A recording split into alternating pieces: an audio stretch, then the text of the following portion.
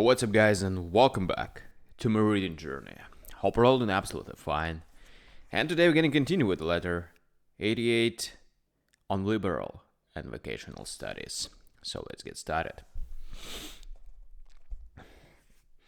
You have been wishing to know my views with regard to liberal studies. My answer is this: I respect no study and deem no study good, which results in money making.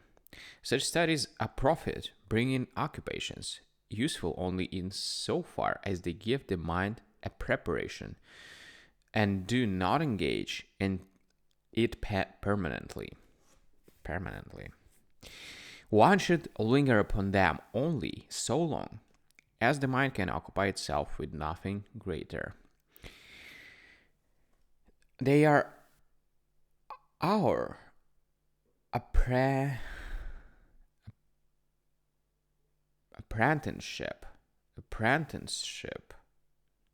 They are our apprenticeship, not our real work. Hence, you see why liberal studies are so called. It is because they are studies worthy of a free-born gentleman. But there is only one really liberal study, that which gives a man his liberty. It is the study of wisdom, and that of lofty, brave, and great soul-led.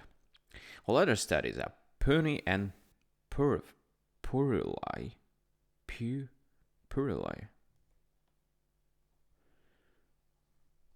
Okay. You surely do not believe that there is good in any of these subjects, whose teachers are, as you see, men of the most ignoble and base stamp. We ought not to be learning such things. We should have done with learning them. Certain persons have made up their minds that the point at issue with regard to their liberal studies is whether they make men good. But they do not even profess or aim at the knowledge of this particular subject. The scholar busies himself with investigations into language, and if it be his desire to go further afield, he works on history, or if he would extend his range of the farthest limits on poetry. But which of these paves the way to virtue? Pronouncing syllables, investigating words, memorizing plays, or making rules for the scansion of poetry. What is there in all this that rids one of fear, roots our desire, or bridles the passions? The question is, do such men teach virtue or not? If they do not teach it, then neither do they transmit it. If they do not teach it, they are philosophers. If they do teach it, they are philosophers. Would you like to know how it happens that they have not taken the chair for the purpose of teaching virtue? See how unlike their subjects are, and yet their subjects would resemble each other if they taught the same thing. It may be perhaps that they make you believe that Homer was a philosopher, although they disprove this by the very arguments through which they seek to prove it. For sometimes they make of him a Stoic, who approves nothing but virtue, avoids pleasures, and refuses to relinquish honor even at the price of immortality.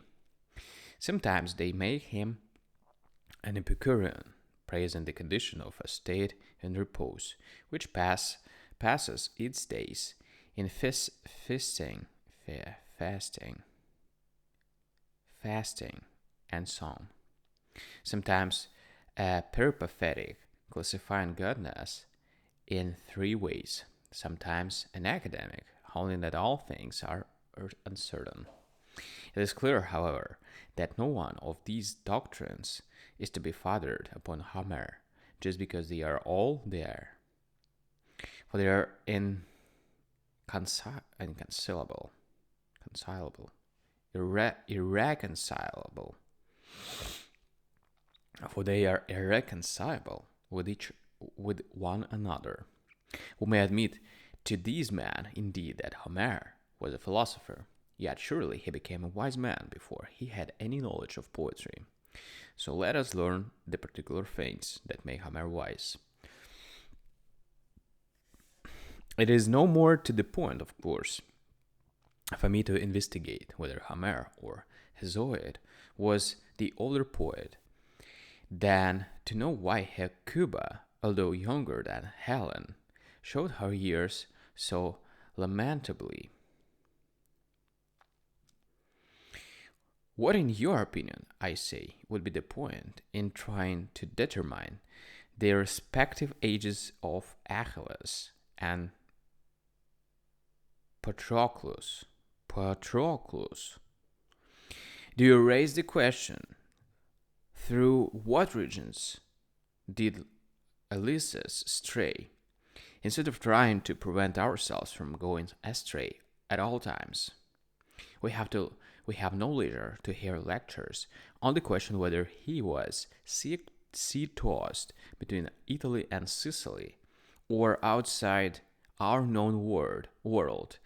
Indeed, so long a wandering could not possibly have taken place within its narrow bounds. We ourselves encounter storms of the spirit, which toss us daily, and our depravity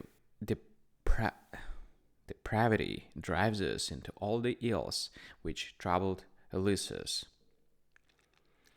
For us, there is never lacking the beauty to tempt our eyes, or the enemy to assail us. On this side are savage monsters that delight in human blood.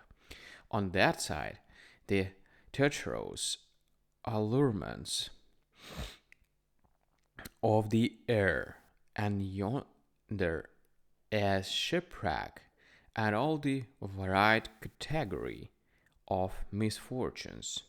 Show me another, by the example of Ulysses, how I am to love my country, my wife, my father, and how, even after suffering shipwreck, I am to sail toward these ends, honorable as they are.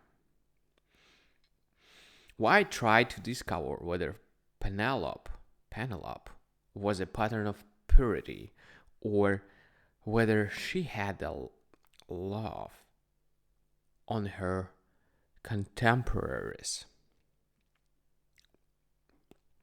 or whether she suspected that the man in her presence was Ulysses before she knew it was he.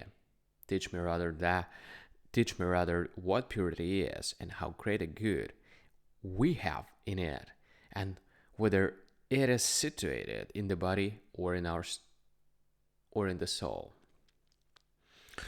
Now I will transfer my attention to the musician.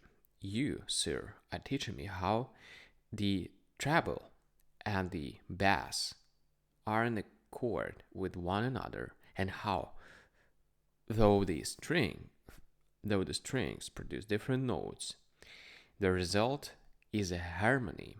Rather bring my soul into harmony with itself, and let not my purposes be out of tune. You are showing me what the doleful keys are. Show me rather how, in the midst of adversity, I may keep from uttering a doleful note. The mathematician teaches me how to lay out these dimensions of my estates, but I should rather be taught how to lay out what is enough for a man to own.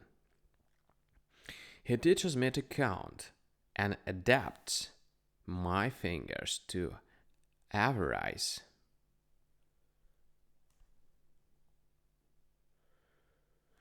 But I should prefer him to teach me that there is no point in such calculations,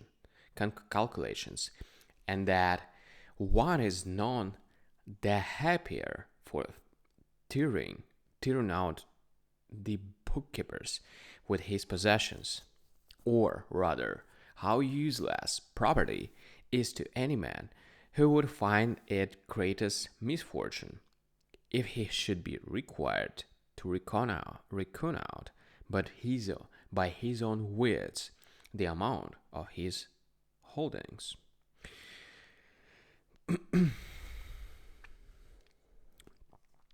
What good is there for me in knowing in knowing how to parcel out a piece of land if I know not how to share it with my brother? What good is there in working out to a nicety the dimensions of an acre, and in detecting the error if a piece has so much as escaped my measuring rod, if I am embittered when an ill-tempered neighbor merely scraps off a bit of my land? The mathematician teaches me how I may lose none of my boundaries. I, however, seek to learn how to lose them all with a light heart. But, comes the reply, I'm being driven from the farm which my father is and grandfather owned. Well, who owned the land before your grandfather? Can you explain? What people, I will not say what person, held it originally? You did not enter upon it as a master, but merely as a tenant. And whose tenant are you? If you claim it as successful, you're tenant of the heir. The lawyers say that public property cannot be acquired privately by possession. What you hold and call your own is public property. Indeed, it belongs to mankind at large. Oh, what marvelous skill! You know how to measure this circle. You find the square of any shape which is set before you. You compute the distances between the stars. There is nothing which does not come within the scope of your calculations. But if you are a real master of your profession, measure me the mind of man. Tell me how great it is, or how puny. You know what a straight line is, but how does it benefit you if you do not know what is the straight in this life of ours? I come next to the person who boasts his knowledge of the heavenly bodies, who knows and through what orbit Mercury does stray. Of what benefit will it be to know this? That I shall be disturbed because Saturn and Mars are in opposition, or when Mercury sets at eventide in plain view of Saturn, rather than learn that those stars, wherever they are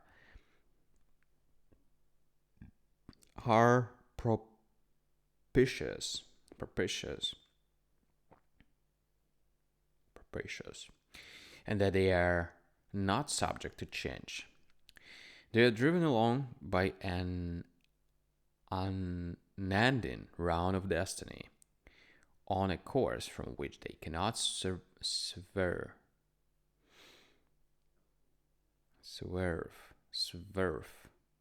They return and at stated seasons. They either set in motion or mark the intervals of the whole world's work. But if they are responsible for whatever happens, how will it help you to know the secrets of the immutable? Or if they merely give indications, what good is there in foreseeing what you cannot escape. Whether you know these things or not, they will take place. Behold the falling sun, the stars that follow in his train, and thou shalt never find the morrow play thee false, or be misled by nights without a cloud. It has, however, been sufficiently and fully ordained that I shall be safe from anything that may mislead me. What, you say, does the morrow never play me false? Whatever happens without my knowledge plays me false. I, for my part, do not know what is to be, but I do know what may come to be. I shall have no misgivings in this matter. I await the future in its entirety. And if there is any abatement in its severity, I make the most of it. If the morrow treats me kindly, it is a sort of this deception, but it does not deceive me even at that. For just as I know that all things can happen, so I know, too, that they will not happen in every case. I'm ready for favorable events in every case, but I'm prepared for evil. And this discussion you must bear with me if I do not follow the regular course, for I do not consent to admit painting into the list of liberal arts any more than sculpture, marble working, and other helps towards luxury. I also debar from the liberal studies, wrestling, and all knowledge that is compounded of oil and mud. Otherwise, I should be compelled to admit perfumers also, and cooks, and all others who lend their wits to the service of our pleasures. For what liberal element is there in these ravenous takers of emetics, whose bodies are fat to fatness, while their minds are thin and dull? Or do we really believe that the training which they give is liberal for the young men of Rome, who used to be taught by our ancestors to stand straight and hurl a spear, to wield a pike, to guide a horse, and to handle weapons? Our ancestors used to teach their children nothing that could be learned while lying down, but neither the new system nor the old teaches or nourishes virtue.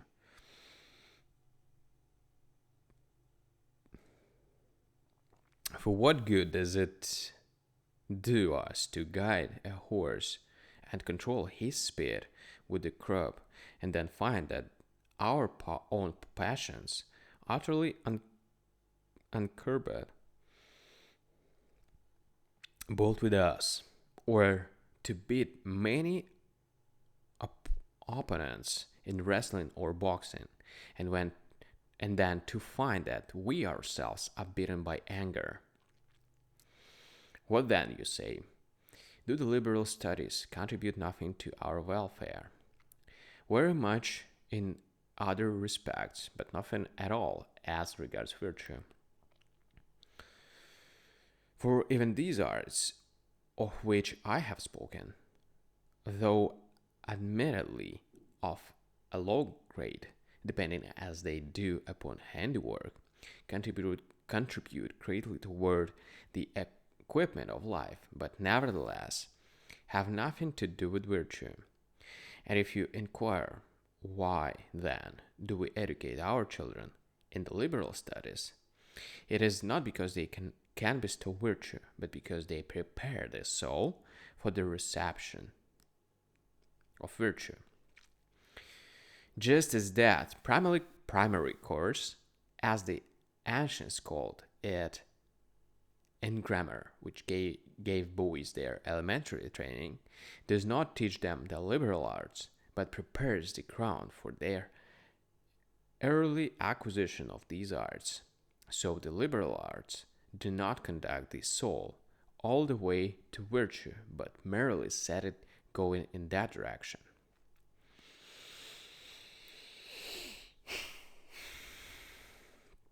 Posidonius divides the arts into four classes. First, we have those which are common in law, then those which serve for amusement, then those which refer to the education of boys, and finally, the liberal arts. The common sort belong to workmen and are mere handwork. They are concerned with equipping life. There is in them no pretense to beauty or honor. The arts of amusement are those which aim to please the eye and the ear. To this class you may assign the stage machinists, who invent scaffolding that goes aloft of its own accord, or floors that rise silently into the air, and many other surprising devices, as when objects that fit together then fall apart, or objects which are separate then join together automatically, or objects which stand erect then gradually collapse. The eye of the inexperienced is struck with amazement by these things, for such persons marvel at everything that takes place without warning, because they do not know the causes. The arts which belong to the education of boys and are somewhat similar to the liberal arts are those which the Greeks call the cycle of studies, but which we Romans call the liberal. However, those alone are really liberal, or rather, to give them a truer name, free, whose concern is virtue. But, one will say, just as there is a part of philosophy which has to do with nature, and a part which has to do with ethics, and a part which has to do with reasoning, so this group of liberal arts also claims for itself a place in philosophy.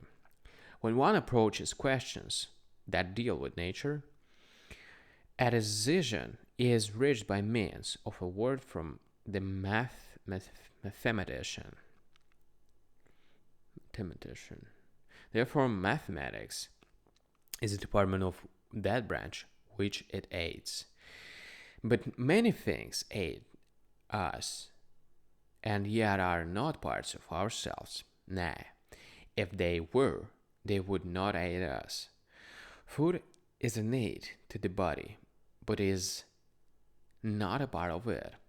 We get some help from the service which mathematics renders, and mathematics is indispensable to philosophy as the carpenter is to the mathematician. But carpenter, but carpenter, but carpenting is not a part of mathematics, nor a mathematics a part of philosophy. Moreover, each has its own limits, for the wise man investigates and learns the causes of natural phenomena, while the mathematician follows up and computes their numbers and their measurements. The wise man knows the laws by which the heavenly bodies persist, what powers belong to them, and what attributes the astronomer merely know, and what the attributes. The astronomer merely notes their comings and goings. their rules which govern their settings and their risings, and the occasional periods during which they seem to stand still, although, as a matter of fact, no heavenly body can stand still. The wise man will know what causes the reflection in mirror, but the mathematician can merely tell you how far the body should be from the reflection and what shape of mirror will produce a given reflection. The philosopher will demonstrate that the sun is a large body, while the astronomer will compute just how large, progressing in knowledge by his method of trial and experiment. But in order to progress, he must summon to his aid certain principles.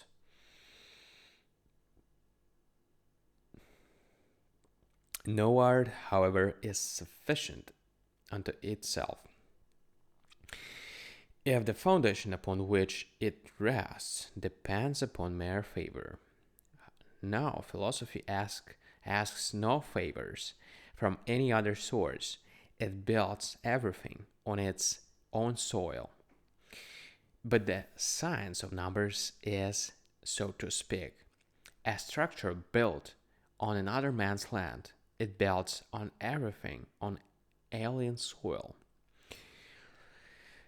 It accepts first principles, and by their favor arrives the further conclusions.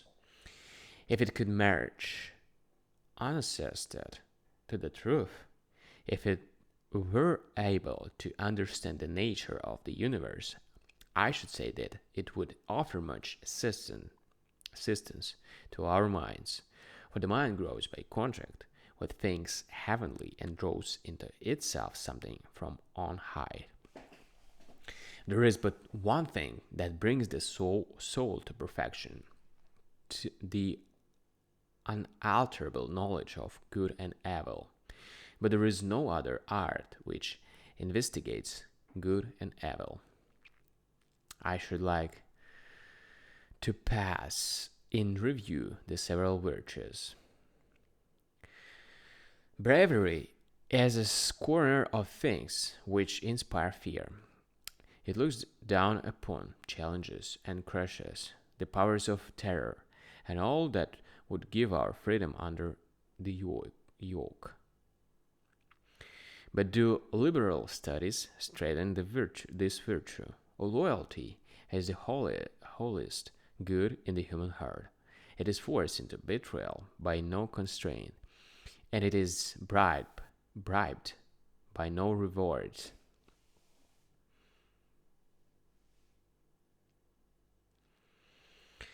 Loyalty cries, "Burn me, slay me, kill me.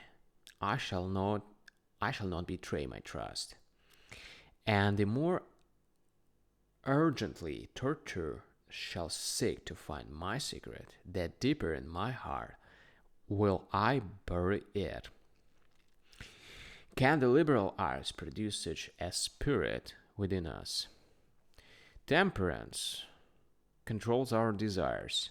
Some it hates and routs, others it regulates and restores to a healthy measure, nor does it even approach our desires for their own sake.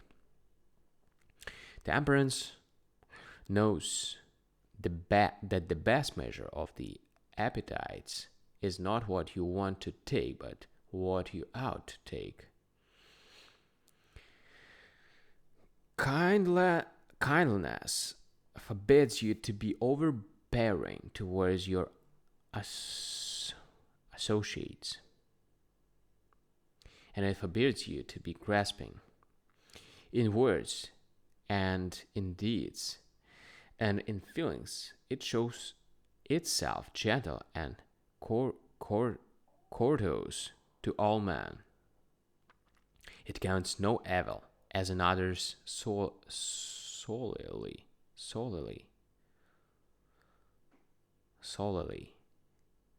And the reason why it loves its own good is ch- chiefly is chiefly because it will someday be the good of another. Do liberal studies teach a man such character as this? No. No more than they teach simplicity, moderation, and self restraint, thrift, and economy, and that kindliness which spares a neighbor's life as if it were one's own, and knows that it is not for man to make wasteful use of his fellow man. But one says, since you declare that virtue cannot be attained without the liberal studies, how is it that you deny that they offer any assistance to virtue? Because you cannot attain virtue without food, either, and yet food has nothing to do with virtue. Wood does not offer assistance to a ship, although a ship cannot be built except of wood. There is no reason, I say, why you should think that anything is made by the assistance of that without which it cannot be made. We might even make the statement that it is possible to attain wisdom without the liberal studies, for although virtue is a thing that must be learned, yet it is not learned by means of these studies. What reason have I, however, for supporting that one who is ignorant of letters will never be a wise man, since wisdom is not to be found in letters? Wisdom communicates facts and not words, and it may be true that the memory is more to be depended upon when it has no support outside itself. Wisdom is a large and spacious thing. It needs plenty of free room. One must learn about things divine and human, the past and the future, the ephemeral and the eternal. And one must learn about time. See how many questions arise concerning time alone. In the first place, whether it is anything in and by itself. In the second place, whether anything exists prior to time and without time. And again, did time begin along with the universe, or because there was something even before the universe began? Did time also exist then?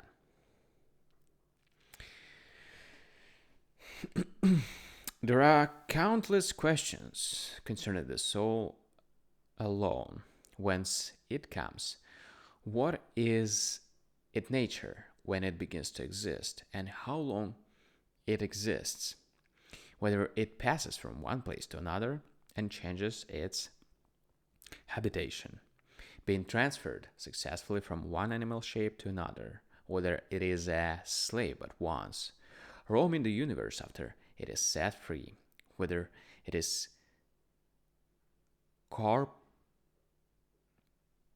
corporeal or not.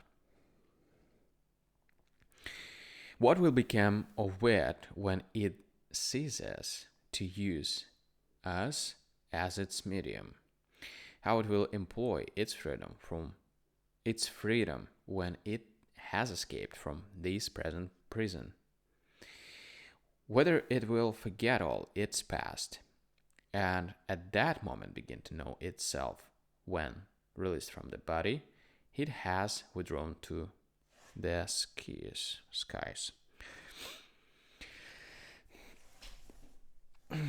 Thus, whatever phase of things, human and divine, you have apprehended, you will be wearied by the vast number of things to be answered and things to be learned.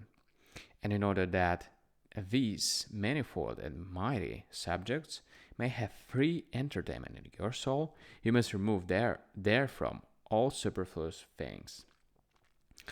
Virtue will not surrender herself to these narrow bounds of ours, A great subject needs wide space in which to move.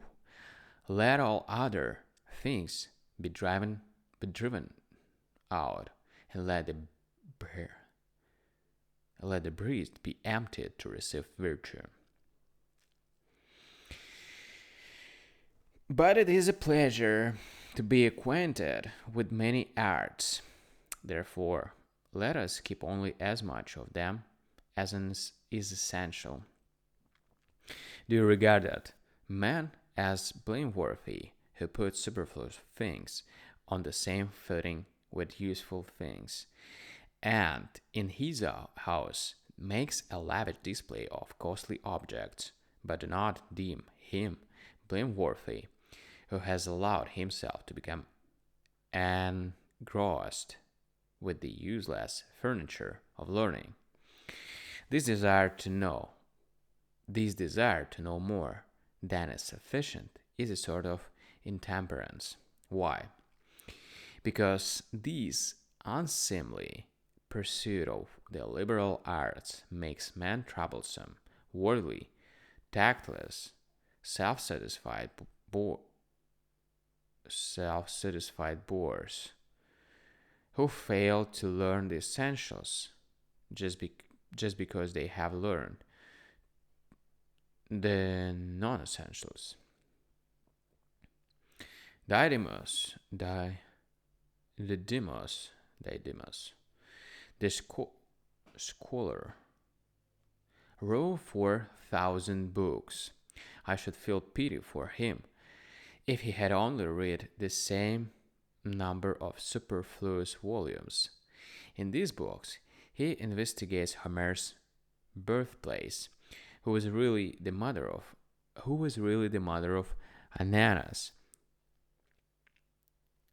whether Anacreon was more of a rake or more of a drunkard, whether Sappho was bad a lot, and other problems, the answers to which, whether Sappho was a bad lot was a bad lot, and other problems, the answers to which, if found, for forthwith to be forgotten. Come now, do not tell me that life is long. Nay, when you come to consider our own countrymen also, I can show you many works which ought to be cut down with the axe. It is at the cost of a vast outlay of time and of vast discomfort to the ears of others that we win such praise as this. What a learned man you are! Let us be content with this recommendation. Alas, certified, certified though it be, what a good man you are! Do I mean this? Well, would you have me unroll the annals of the world's history and try to find out who first wrote poetry, or in the absence of written records, shall I make an estimate of the number of years which lie between Orpheus and Homer? Or shall I make a study of the absurd writings of Aristarchus, wherein he branded the text of other men's verses, and where my life away upon syllables?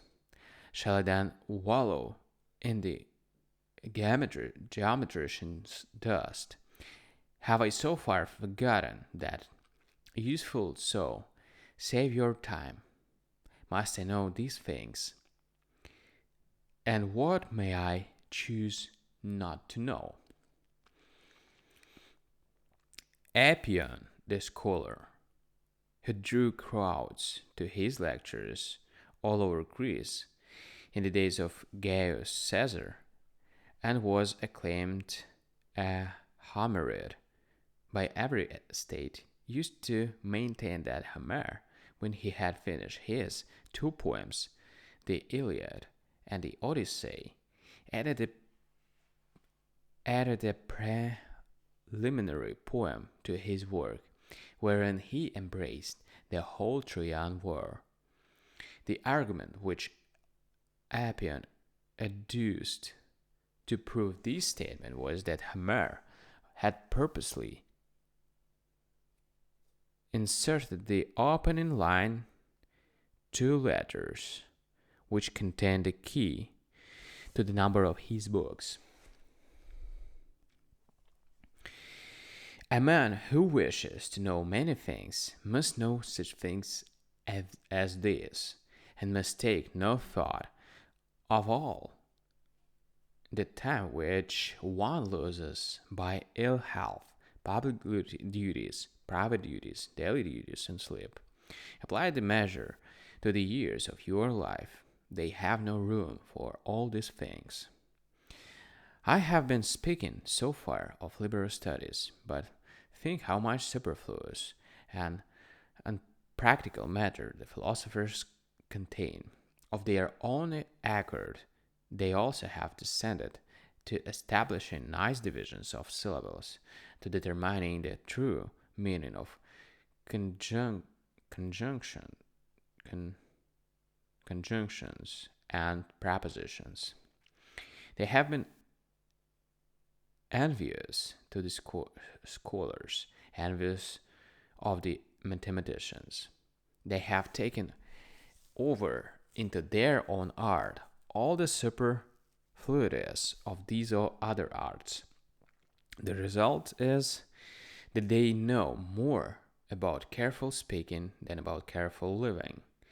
Let me tell you what evils are due to overnice exactness, and what an enemy it is of truth. Protagoras declares that one can take either side of any question and debate it with equal success, even on this very question, whether every subject can be debated from either point of view. Nausiphanes holds that in things which seem to exist, there is no difference between existence and non-existence.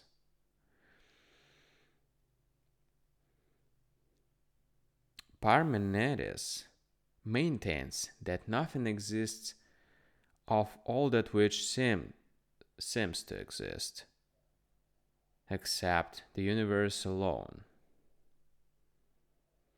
Nothing exists of all this which seems to exist, except the universe alone.